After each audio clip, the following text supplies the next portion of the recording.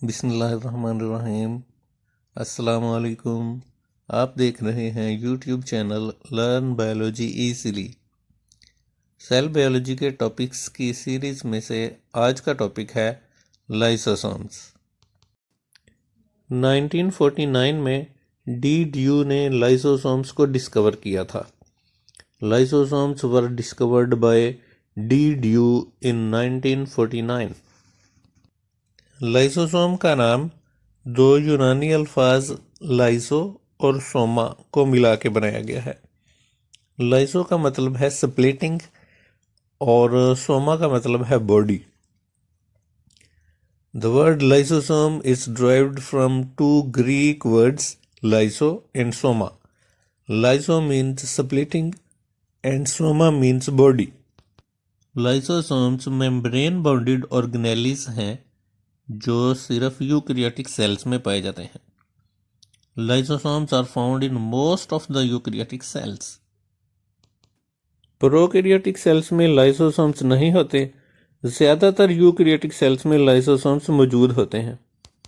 यानी कुछ eukaryotic cells lysosomes के बगैर भी हो सकते हैं। डियर स्टूडेंट्स, वीडियो पूरी एंड तक देखिएगा। Lysosomes single membrane bounded organelles हैं जो सिर्फ और सिर्फ यूकैरियोटिक सेल्स में ही पाए जाते हैं। लाइसोसोम्स के अंदर बहुत ज़्यादा मिकदार में एसिड फॉस्फेटेजेस और हाइड्रोलिटिक एंजाइम्स मौजूद होते हैं। In fact they are rich in acid phosphatases and hydrolytic enzymes. Acid phosphatases और hydrolytic enzymes rough endoplasmic reticulum में बनते हैं और फर्दर प्रोसेसिंग के लिए उनको गोल्जी अपरेटस में भेज दिया जाता है। अगर आप हमारे चैनल की गोल्जी अपरेटस की वीडियो देखें तो आपको पता चलेगा कि गोल्जी अपरेटस का काम मॉडिफिकेशन, पैकिंग एंड एक्सपोर्ट है। गोल्जी अपरेटस एसिड फॉस्फेटेजेस और हाइड्रोलिटिक एंजाइम्स को मॉडिफाई करके कुछ पैकेट्स में तब्दील कर देता है जिनको वेसिकल्स कहा जाता है। इन्हीं वेसिकल्स को प्राइमरी लाइसोसोम्स का नाम भी दिया जाता है। You can say that acid phosphatases and hydrolytic enzymes are synthesized on endoplasmic reticulum and are further processed in Golgi apparatus. The processed enzymes are bodied off as Golgi vesicles and are called as primary lysosomes. I repeat, acid phosphatases and hydrolytic enzymes are synthesized on rough endoplasmic reticulum and are further processed in Golgi apparatus. The processed enzymes are bodied off as Golgi vesicles and are called as primary lysosomes. Lysosomes are the organelles responsible for removing the wastes from the cell. They are filled with hydrolytic enzymes. They decompose the waste materials with these enzymes and remove them. Students, आइए देखते हैं lysosomes के main functions.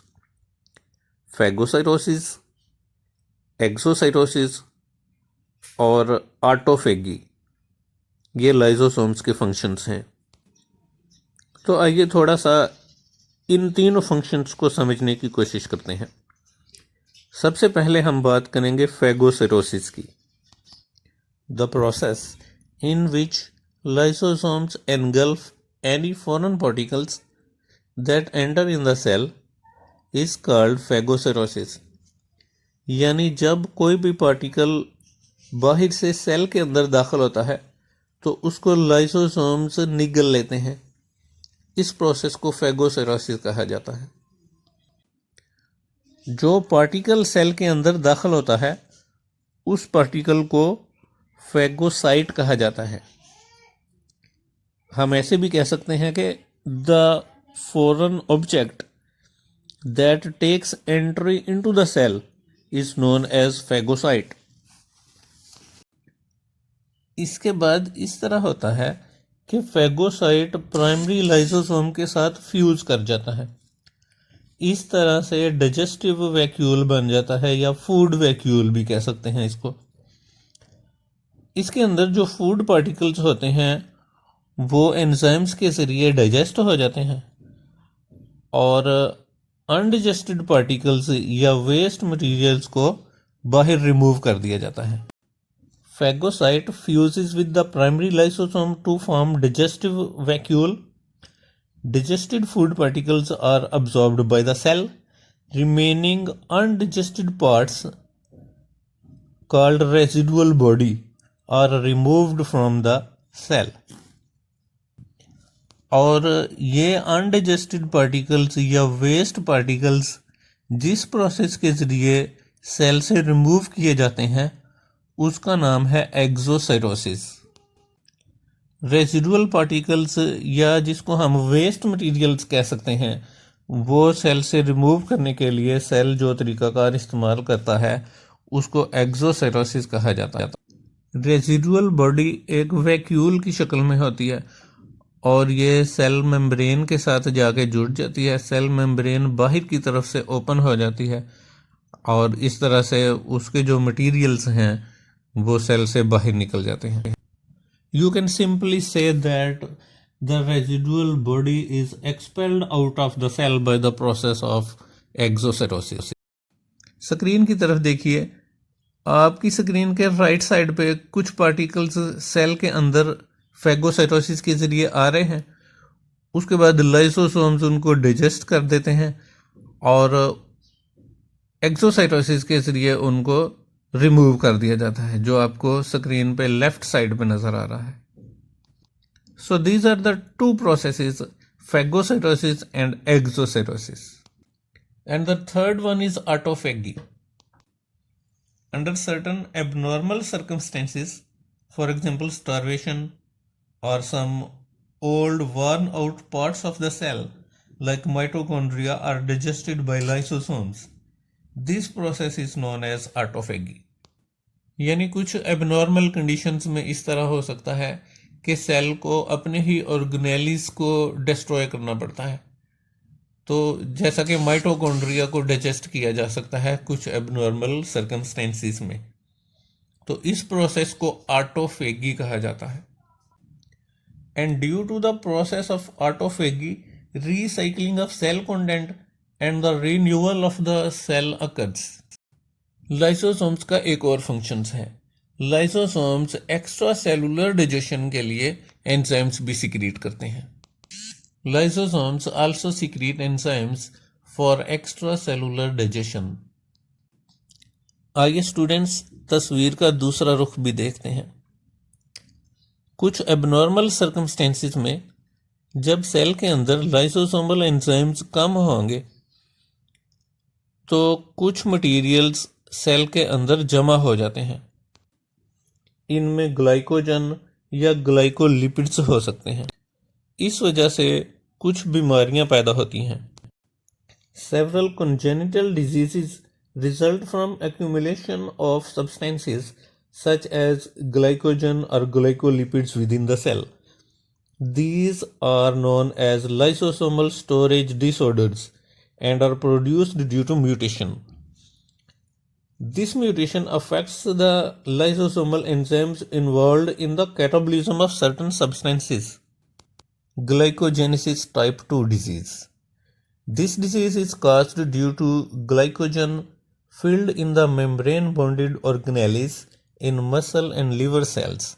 In this disease, alpha-glucosidase, the enzyme that degrades glycogen to glucose, is absent.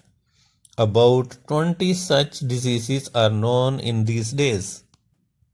यानी liver cells और muscle के sales के membrane bonded organelles में glycogen जमा हो जाता है और इस बीमारी में ग्लाइकोजन को ग्लूकोज में डिग्रेड करने वाला एंजाइम अल्फा ग्लूकोसिडेज ये नहीं होता।